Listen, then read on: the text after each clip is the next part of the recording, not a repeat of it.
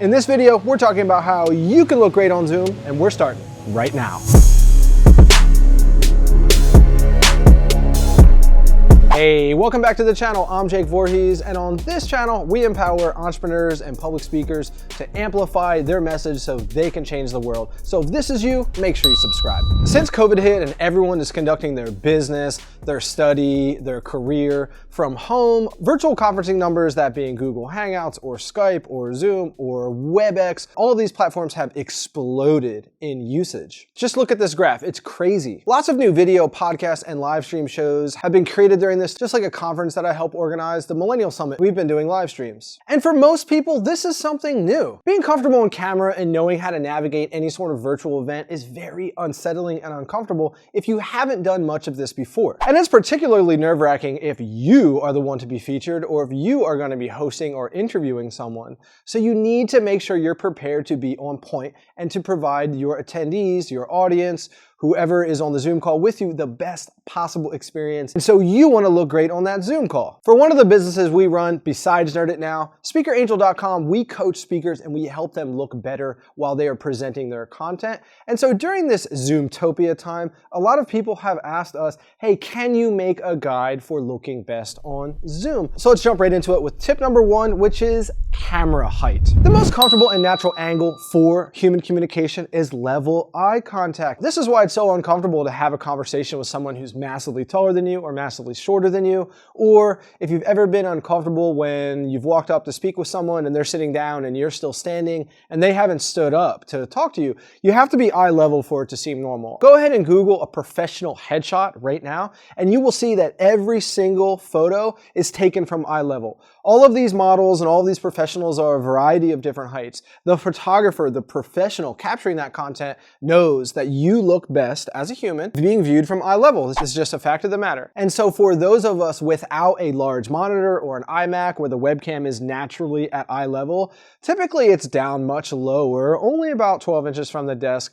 and we view our webcam from a downward angle. Not only is this uncomfortable because it's off balance, but you're making a big mistake here because what you're doing is you're providing an angle that seems like dominance, almost like you're standing over that person. And this can be really bad if you are communicating with a new client or a new partner, particularly if this person is a superior to you. And here you are providing the impression that you are looking down on them. It's just no good. So what's the solution? I oftentimes will use a stack of books or a cardboard box or something to just elevate my camera between 6 and 12 inches, whatever gets that webcam up to my eye level height. And it's as easy as that. Once you're finished the call, move the boxes, move the books, and you're done. So much better, right? Tip number two is lighting. When I was first getting started on my camera journey 5-6 years ago, everybody thinks that a new camera, new lenses, new gear is going to improve the quality of your images or your video, and it's just not true. The single most influential piece of knowledge around looking great on camera is lighting. One of the complications around humans is that we are attracted to the outdoors. We have windows in our offices and homes, and we naturally set up our desks next to these windows, and typically that means that our back is right up against a window with this bright, blinding light. And so people have this tendency to record their videos in front of this window that makes themselves appear incredibly dark, and it's uncomfortable. It seems like you're talking to someone who is at the mouth of a cave. No, no, no. So make sure that you face your window. Make sure that you face your lights. Here's an example of what I see a lot of people doing. Instead of using this window for its true power and a provider of natural sunlight in the same shot, just look at the difference. Look how good I look here. It's a little too bright. You back off it a little bit. One challenge with me is I have glasses and you can see the reflection is one thing, but just look how good the natural light is on my face. If I step away from the glare a little bit, I could even angle things. So I could set up with full 180 degrees of options almost. I mean, I could even do it like this, but it's just dramatically better than this. Like I look like a phantom, I look like a ghost. You don't want this. It's just so good. Anybody who's taken a selfie knows the power of natural light. And this is what you should be doing during your Zoom calls. Look towards your window in your home office, move your desk, flip it around, whatever you got to do, but this is what you should be doing. Make sure that you don't just have hard light coming from down above, you get awkward shadows, or just from one side, you get awkward dark side of your face. You can even grab a lamp or some sort of light source and move it in front of your laptop so it's providing additional illumination to your face. Tip number 3 is eye contact. Eye contact is super important in human communication. It's hard enough in regular conversation for the speaker to provide adequate eye contact, whoever is presenting, and it's equally as challenging for the listener or the audience member to maintain that eye contact when someone has provided it to you. But it's really hard to do this over a video chat over Zoom. It's essentially impossible to actually make eye contact. So here's a little hack for you. What you can do is just look right into the lens of your webcam, and what that does is it provides the illusion of eye contact such that whenever this person is looking at you, because you are staring right down the barrel of the lens, your eyes will be fixed on theirs. And when they're speaking, or even when you're speaking, you can make it appear like you are looking right into their eyes. Sure, it's hard, and sure, you have to train yourself. And I'll never forget, when I was first getting to YouTube, it's so hard not to look at yourself on the side feedback screen and stare right down the barrel of the camera. And sure, you might list little moments like somebody shrugging or somebody thumbs upping on the video calls, but you will stand out if you're the only person literally staring down the lens of your camera, and when that speaker looks up at you or this audience member glances at you and re-engages their eye contact to you as the presenter, they're going to maintain engagement so much better because they just feel like you guys have a normal eye contact type of conversation. You can even record yourself over Zoom and play it back and watch. When you're looking down the camera, it feels so much more comfortable as a viewer. Give it a shot. Tip number 4 is your background. I very specifically use this background at the store at Nerd It Now because the TVs look cool and you can see the Genius bar. Everything's set up so that this background looks how I want it to look on YouTube. And I do the same when we have Zoom calls. I sit right over here and the TVs are in the background. Marquivas will be right next to me. And same thing, we have calculated what we want to have in the background.